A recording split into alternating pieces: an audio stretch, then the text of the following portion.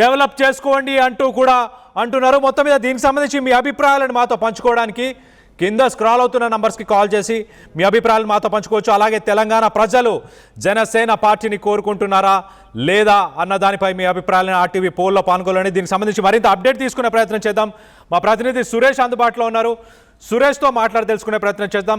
సురేష్, చెప్పండి, ఇక్కడ sensational series of events అని చెప్పొచ్చు. మొదటగా సభ అన్నారు, సభ నుంచి సమావేశం నుంచి ప్రస్తుతానికి ప్రెస్ మీట్ దాకా వచ్చింది. 2022 పరిస్థితులని మళ్ళీ చూడబోతున్నారా అన్నట్టు జనసేన పార్టీకి సంబంధించిన అఫీషియల్ హ్యాండిల్ నుంచే ఒక ట్వీట్ రావడం, ఇదంతా చాలా సెన్సేషనల్గా ఉంది.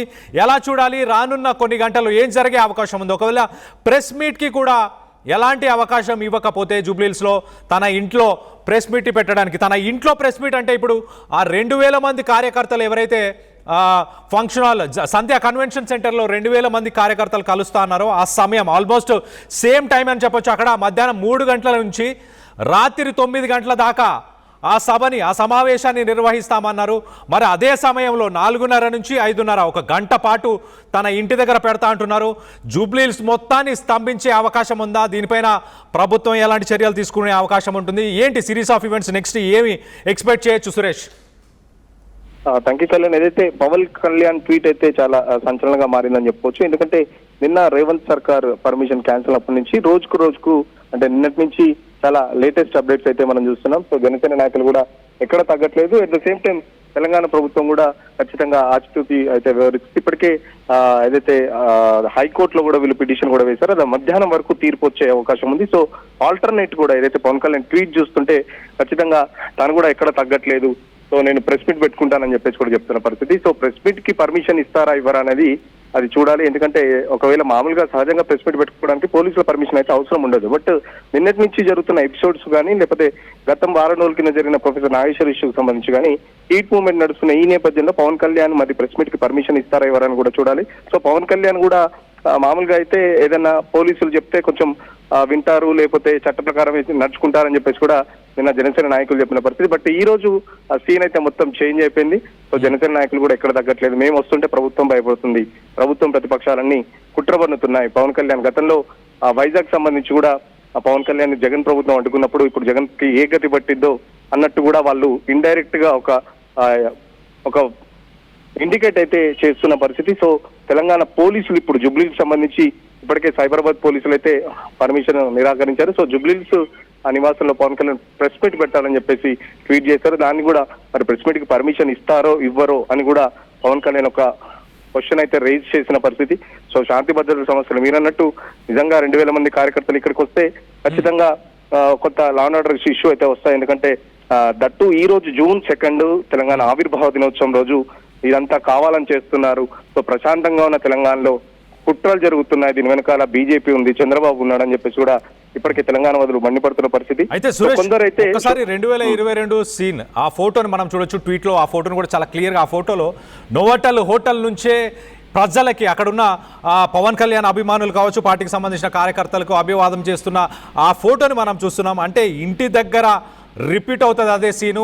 కార్యకర్తలందరూ ఇంటి దగ్గరికే వస్తారు. ఇండైరెక్ట్గా ఇది ఒక రకమైన పిలుపు కార్యకర్తలకి, పవన్ కళ్యాణ్కి సంబంధించిన ఫ్యాన్స్కి, వీళ్ళందరికీ పిలుపని అలా చూడొచ్చా? బికాస్ జనసేన పార్టీ పెట్టిన ఫోటోని మనం ఒక్కసారి గమనిస్తే కనుక దాంట్లో ఆ హోటల్ నుంచే తాను బయట చూడొచ్చు. మనం కింద ఎంతమంది ప్రజలు గుమిగూడారో. ఆ రోజు మంత్రులకు సంబంధించిన కాన్వే వెళ్తుంటే ఆ కాన్వేని కూడా ధ్వంసం చేయడం, దానిపైన దాడి చేయడం కూడా జరిగింది.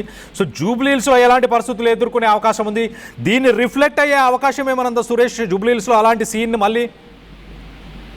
డెఫినెట్ గా మీరు అన్నట్టు అలాంటి సంఘటనలు జరుగుతాయి కాబట్టి నిన్న పోలీసులు ఖచ్చితంగా వాళ్ళు పర్మిషన్ నిరాకరించారు. ఒకవేళ నిజంగా పవన్ కళ్యాణ్ అదే ఉద్దేశంతో కనుక పెట్టుంటే ఇప్పుడు అయితే నాకు తెలిసి సంధ్యా కన్వెన్షన్ లో ఒక్కొక్కరుగా చేరుకుంటున్నారు జన సైనికులు కానీ, ఇటు జనసేనకు సంబంధించి ఫాలోవర్స్ కానీ, జన పార్టీకి సంబంధించి అభిమానులు, పవన్ కళ్యాణ్ అభిమానులు ఒక్కొక్కరుగా ఏదైతే కన్వెన్షన్ సెంటర్ కి సంబంధించి అక్కడ భారీగా చేరుకుంటున్న పరిస్థితి. పోలీస్ బందోబస్తు కూడా చాలా వరకు ఇటు ఏపీ పోలీసులు కానీ అటు తెలంగాణ పోలీసులు కానీ భద్రత అయితే చేస్తున్నారు. సో ఒకవేళ అక్కడి నుంచి ఒక్కసారిగా అభిమానులు పవన్ కళ్యాణ్ ప్రెస్ మీట్ కు వస్తారంటే దాదాపు 1 గంట సేపు ముందే రావాలి. సో కొంచెం హడావిడి కూడా ఉంటుంది కాబట్టి పోలీసులు ఇప్పుడు తీసుకునే నిర్ణయం అయితే చాలా కీలకంగా ఉంది. ఒకవేళ చాలా వరకు పోలీసులు మరి అసలు పవన్ కళ్యాణ్ ప్రెస్ మీట్ పెట్టనిస్తారా, పర్మిషన్ ఇవ్వరా, పర్మిషన్ పెట్టకపోతే మళ్ళీ పవన్ కళ్యాణ్ ఎలాంటి స్టెప్ తీసుకుంటారని చెప్పేసి కూడా చాలా ఉత్కంఠ అయితే నెలకొన్న పరిస్థితి. Right Suresh, thanks for the latest update. మొత్తం మీద పవన్ కళ్యాణ్ హైదరాబాద్లో తెలంగాణ నవనిర్మాణ సంకల్ప సభ మొదటగా సభని ప్లాన్ చేశారు. గచ్చిబౌలిలోని సంధ్యా కన్వెన్షన్లో ఈ సభను ప్లాన్ చేశారు. ఆ సభ కాస్త పర్మిషన్ లేకపోవడంతో సమావేశానికి దాన్ని మళ్ళీ పర్మిషన్స్ కోసం హైకోర్టుకి వెళ్ళారు. హైకోర్టు నుంచి తీర్పు రాకముందే, హైకోర్టులో వాదనలు జరగక ముందే పవన్ కళ్యాణ్ సెన్సేషనల్ ట్వీట్ చేశారు. మనం లెఫ్ట్ సైడ్ బాక్స్లో చూడొచ్చు. I will address a press meet at my home in Jubilee Hills today between 4:30 to 5:30. I hope Telangana police department at least, చూడండి, at least Telangana police department at least కనీసం ఇదైనా నాకు పర్మిషన్ ఇస్తారా లేదా, లెట్ సి, చూద్దాము అని కూడా ఆయన లాస్ట్లో లెట్ సి అని కూడా పెట్టారు. సో మొత్తం మీద దాన్ని మళ్ళీ రీట్వీట్ చేస్తూ జనసేన పార్టీ 2022 అక్టోబర్ విశాఖపట్నంలో ఏం జరిగిందో ఆ సీన్ని తలపించేలాగా ఒక స్క్రీన్ షాట్ని పెట్టారు. అంటే నిర్బంధించిన, మీరు కట్టడి చేయాలని, కంట్రోల్ చేయాలన్న ప్రయత్నం చేసినా కూడా, కంట్రోల్ చేయాలని చేసినా కూడా ఏ సీన్ రిపీట్ అవుతుందో ఒక్కసారి జనసేన పార్టీకి అఫీషియల్గానే చెప్పే ప్రయత్నం చేసింది. ఆ సీన్ రిపీట్ అయ్యే అవకాశం ఉందంటూ. మరి జూబ్లీహిల్స్లోని తన నివాసం దగ్గర ఏదైనా అవాంఛనీయ సంఘటనలు చోటు చేసుకునే అవకాశం ఏమైనా ఉందా? దీనికి సంబంధించి మీరేమనుకుంటున్నారు? పవన్ కళ్యాణ్ చేసిన ట్వీటు, జనసేన చేసిన ఈ ట్వీట్, అలాగే ప్రభుత్వం పబ్లిక్ మీటింగ్కి, ఆ సభ కానీ సమావేశానికి కానీ ప్రభుత్వం పర్మిషన్ ఇవ్వకపోవడం, వీటన్నిటిపైన మీ అభిప్రాయాలు ఏంటనేది కింద స్క్రాల్ అవుతున్న నంబర్స్కి మీరు కాల్ చేసి మీ అభిప్రాయాలను మాతో పంచుకోవచ్చు. అలాగే ఆర్టీవీ పోల్లో కూడా తెలంగాణ ప్రజలు జనసేన పార్టీని స్వాగతిస్తారా లేదా అన్న దానిపై మీ అభిప్రాయాలను కూడా కింద ఆర్టీవీ పోల్లో కూడా పాల్గొని మీరు మీ అభిప్రాయాలను వ్యక్తపరచవచ్చు. ఒక్కసారి మనం చూస్తే కనుక మరి పవన్ కళ్యాణ్ నిజంగానే సవాలు విసురుతున్నారా? తెలంగాణ గవర్నమెంట్కి, తెలంగాణ పోలీస్ డిపార్ట్మెంట్కి ఒక ఛాలెంజ్ని విసిరే ప్రయత్నం చేశారా? లేకపోతే ఇక్కడున్న ప్రభుత్వాలే పవన్ కళ్యాణ్కి ఒక ఛాలెంజ్ని విసిరాయా?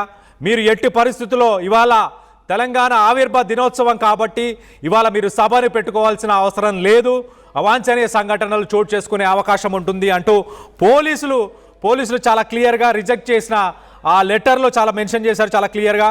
ఒకవేళ ఈ సభ గనక పెట్టినా, దాని తర్వాత సమావేశం కావచ్చు, ఈ సమావేశం గనక ఏర్పడినా, లేక పవన్ కళ్యాణ్ ఇవాళ సాయంత్రం ప్రెస్ మీట్ని పెట్టినా, దాంట్లో ఆయన మాట్లాడే మాటలను బట్టి 2 తెలుగు రాష్ట్రాల మధ్య మరొకసారి నిప్పు రాజుకునే అవకాశం ఉందా? 2 తెలుగు రాష్ట్రాల మధ్య విభేదాలు మరొకసారి బగ్గుమనే అవకాశం ఉందా?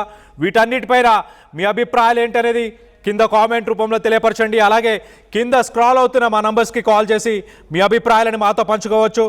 ఒక్కసారి మనం చూస్తే దీనికి సంబంధించి నిన్న మొన్న జనసేన నాయకులు వాళ్ళు మాట్లాడిన మాటలు కావచ్చు, తెలంగాణకు సంబంధించిన సీనియర్ జర్నలిస్టులు మాట్లాడిన మాటలు,